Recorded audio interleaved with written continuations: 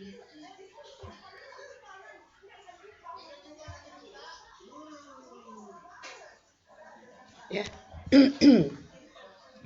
Assalamualaikum warahmatullahi wabarakatuh.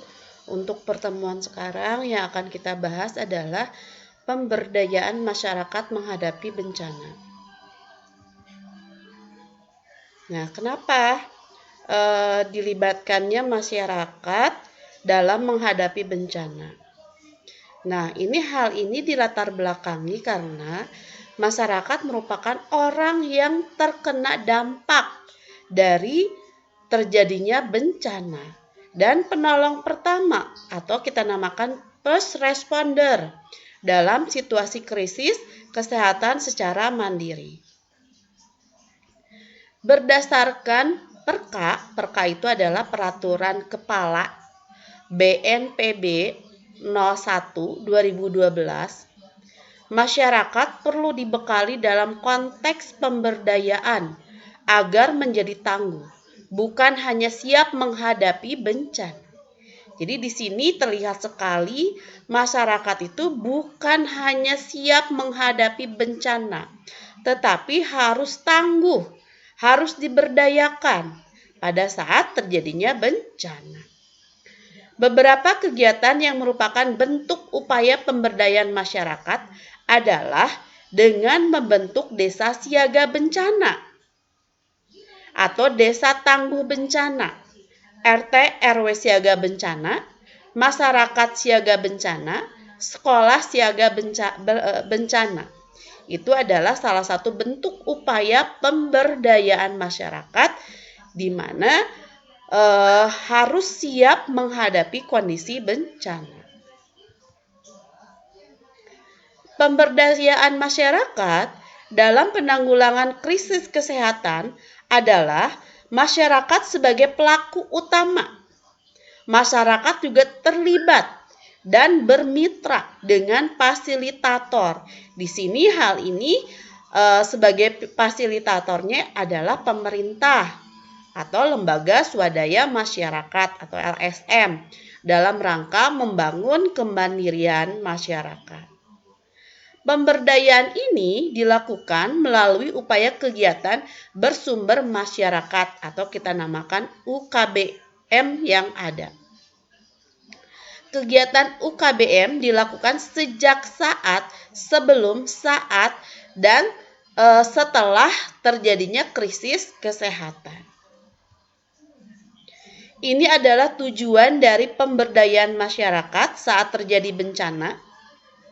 Yang pertama itu adalah terwujudnya komitmen masyarakat dalam menghadapi bencana. Yang kedua, terlaksananya kesiapan dan kemampuan masyarakat dalam upaya penanggulangan bencana. Ketiga, terwujudnya kesadaran dan kemampuan masyarakat dalam melaksanakan upaya pengurangan resiko bencana. Terakhir, terwujudnya masyarakat sadar dan akrab bencana. Ini adalah tujuan di mana dilakukannya pemberdayaan masyarakat saat terjadi bencana. Pemberdayaan masyarakat adalah upaya proses fasilitasi individu, keluarga, masyarakat untuk 1. Mengambil alih tanggung jawab atas diri, keluarga, dan masyarakat dalam pengurangan resiko bencana. Yang kedua, mengembangkan kemampuan untuk berperan dalam upaya pengurangan resiko bencana bagi diri sendiri dan masyarakat, sehingga termotivasi untuk mengenali ancaman bencana dan resikonya. Terakhir, menjadikan pelaku atau perintis dalam upaya pengurangan resiko dan menjadi pemimpin pergerakan masyarakat yang dilandasi semangat gotong royong, kebersamaan, dan kemandirian. Sasarannya siapa? Sasarannya yaitu adalah individu sebagai kader, pelopor, dan tauladan. kelompok atau lembaga masyarakat menuju tangguh, lembaga usaha, masyarakat edukasi, atau akademisi. Prinsip pemberdayaan masyarakat sesuai dengan budaya, kebutuhan, dan potensi masyarakat. Mendapatkan informasi dan kesempatan. Meningkatkan kesadaran, kemauan, dan kemampuan. Peran pemerintah hanya sebagai pendorong, pendamping, fasilitator, dan asistensi, dan sebagai kemitraan. Ciri pemberdayaan. Pemimpin itu berasal dari masyarakat. Merupakan organisasi masyarakat. Pembiayaannya dari masyarakat. Sarana dan prasarana dari masyarakat. Pemahaman pengetahuan masyarakat. Pemanfaatan teknologi masyarakat. Penetapan keputusan oleh masyarakat. Nah, bagaimana proses pemberdayaannya? Yang pertama, menyiapkan sumber daya. Pada saat tahap awal, perlu disiapkan sumber daya manusia, logistik alat, media, dan informasi yang diperlukan.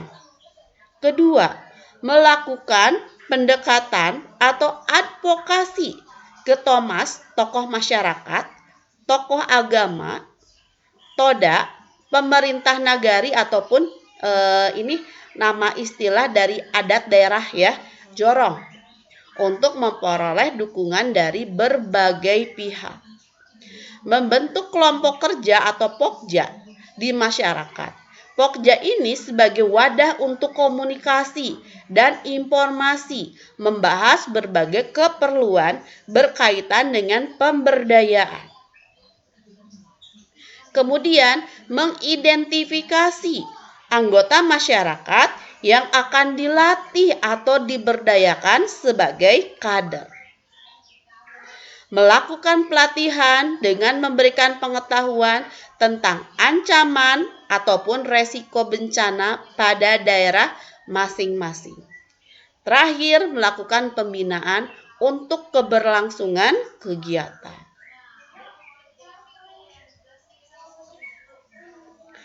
Nah, berdasarkan Peraturan Menteri Sosial Republik Indonesia Nomor 128 Tahun 2011 tentang Kampung Siaga Bencana.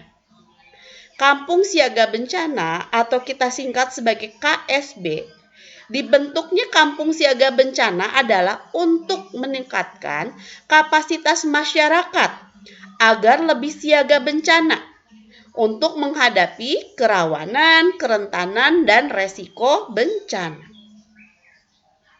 Dengan diadakan kegiatan Kampung Siaga Bencana, diharapkan meningkatkan kapasitas masyarakat lebih siap untuk menghadapi kerentanan dan risiko bencana, sehingga masyarakat yang tinggal di daerah bencana dapat melakukan penanggulangan dengan tepat, cepat, tanggap, dan semangat gotong royong.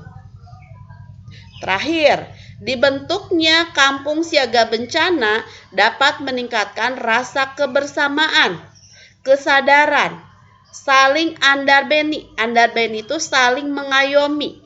Dengan saling asah dan asuh, akhirnya terwujud masyarakat yang ayam, tentrem, mulyo. Nah, maksud tujuan ruang lingkup Kampung Siaga Bencana. Kampung Siaga Bencana dibentuk dengan maksud untuk memberikan perlindungan kepada masyarakat dari ancaman dan resiko bencana dengan cara menyelenggarakan kegiatan pencegahan dan penanggulangan bencana berbasis masyarakat melalui pemanfaatan sumber daya alam manusia yang ada pada lingkungan setempat. Kemudian, ini adalah tujuan dibentuknya kampung siaga bencana. Yang pertama itu adalah untuk memberikan pemahaman dan kesadaran masyarakat tentang bahaya dan resiko bencana. Yang kedua, membentuk jejaring siaga bencana berbasis masyarakat dan memperkuat interaksi sosial anggota masyarakat.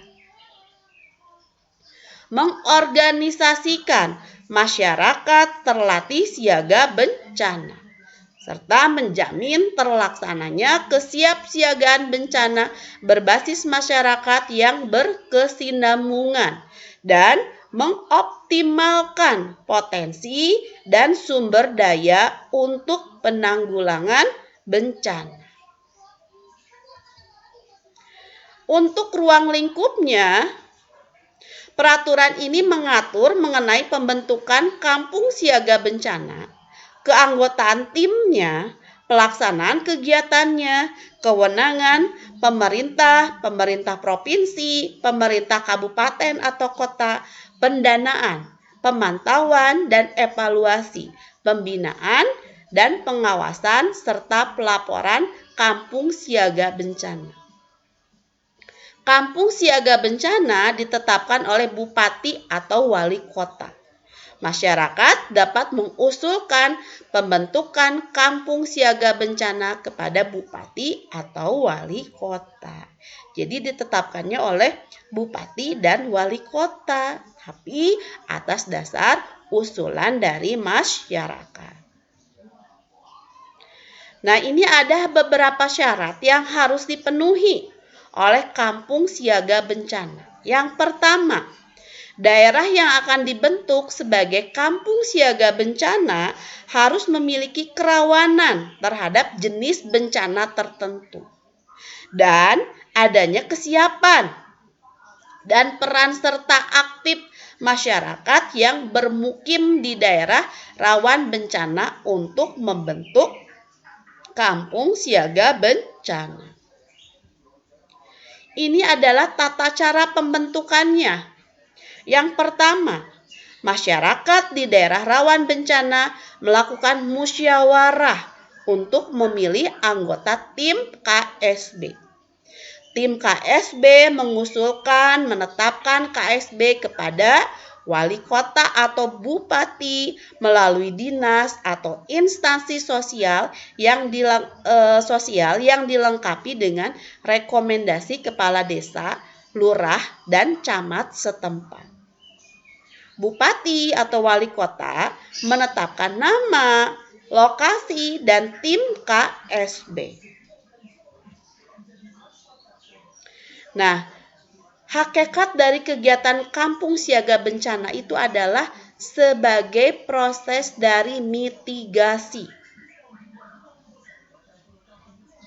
di mana pendekatan penguatan kampung siaga bencana melalui social engineering atau rekayasa sosial, yaitu menggunakan modal sosial potensi lokal, yaitu kearifan lokal atau local wisdom yang diolah sedemikian rupa agar menjadi suatu instrumen pelembagaan ajas-ajas penanggulangan bencana agar dapat dilakukan secara berkesinambungan atau istilahnya adalah sustainable.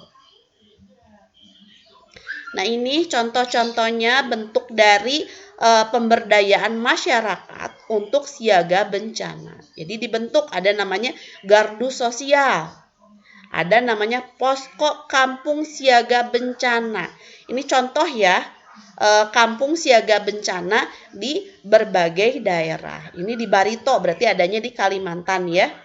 Nah, ini contohnya adalah tim siaga bencana yang masuk ke sekolah-sekolah.